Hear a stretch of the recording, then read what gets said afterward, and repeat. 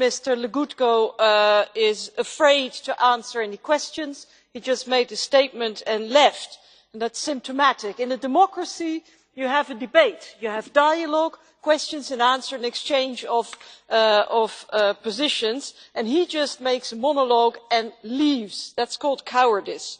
Now, what I did not hear in his totally irrational 7-minute rant was one single word of condemnation of the fascist march and the fascist slogans of last weekend. It was just a rant. I haven't heard where he stands. And I would also like to hear about the rest of the ECR group.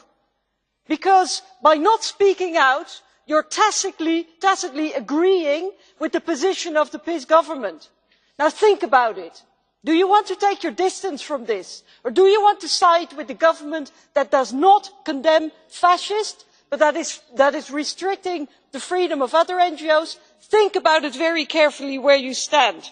Now, the government party or the speakers represent, or they claim to represent, the Polish people, as if there is only one opinion, one truth. You know what that's called? Absolutism.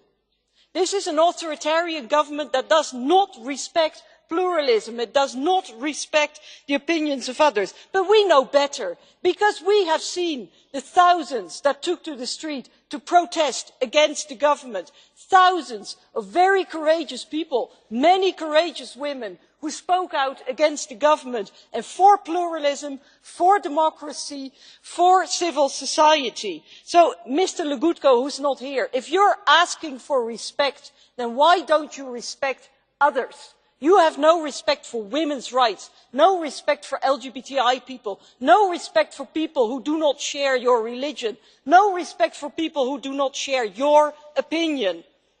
Now, finally, what I find very striking, incidentally, is how much the agenda of the PiS government looks like the agenda of Mr Putin. They're always saying we don't like the Russians, but their agenda is identical to that of Mr Putin.